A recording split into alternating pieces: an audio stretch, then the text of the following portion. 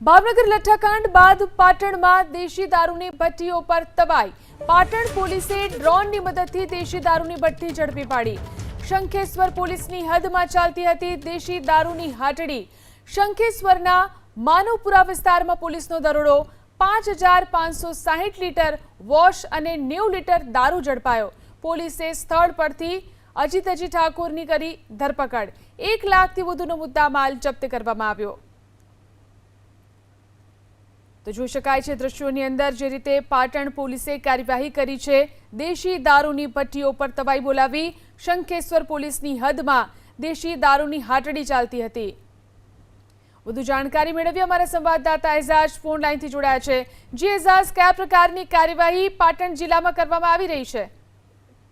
જે રીતના વાત કરવામાં આવે કે ભાવનગરમાં ડુપ્લિકેટ દારૂ કાંડ બાદ પાટણ પોલીસ પણ જે સફાળી જાગી છે અને જે દેશી દારૂના વ્યવસાય સાથે સંકળાયેલા લોકો સાથે કાર્યવાહી શરૂ કરી છે। ત્યારે પાટણ એલસીબીને ખાનગી બાતમી મળી હતી કે શંખેશ્વર તાલુકાના જે ગ્રામ્ય વિસ્તાર છે તે વિસ્તારના અંદર દેશી દારૂની ભઠ્ઠીઓ આવેલી છે અને તેના પર રેડ કરવાની હતી। તે દરમિયાન પાટણ પોલીસ દ્વારા જે ડ્રોનનો ઉપયોગ કરવામાં આવ્યો હતો, ડ્રોન દ્વારા જે સુમસામ જગ્યા હોય, જે ખેતરો વાળી જગ્યા હોય છે તે જગ્યામાં ડ્રોન ફેરવ્યા હતા। ત્યારે પોલીસને બાતમી મળી હતી અને માહિતી મળી તે પ્રમાણે જે મનવરપુરા ગામ આવેલું છે તે ગામના અંદર દેશી દારૂની ધમધમતી ભઠ્ઠી હતી, તેના પર પોલીસ દ્વારા રેડ કરવામાં આવી હતી। તે ભઠ્ઠી પર રેડ કરીને ત્યારે પોલીસ દ્વારા 5500 જેટલો લીટર જે વોશ દારૂ છે તેનો નાશ કરવામાં આવ્યો છે। સાથે દેશી દારૂ તૈયાર થયેલો જે હતો તેને 90 લીટર જેટલો દારૂ તેનો પણ નાશ કરવામાં આવ્યો। કહી શકાય કે જે રીતના ઘટના સ્થળ પર એલસીબી પોલીસ તેમજ શંખેશ્વર પોલીસ પહોંચી હતી ને ત્યાં ડ્રોન દ્વારા રેડ કરવામાં આવી હતી અને મોટી સંખ્યાના અંદર દારૂનો નાશ કરવામાં આવ્યો।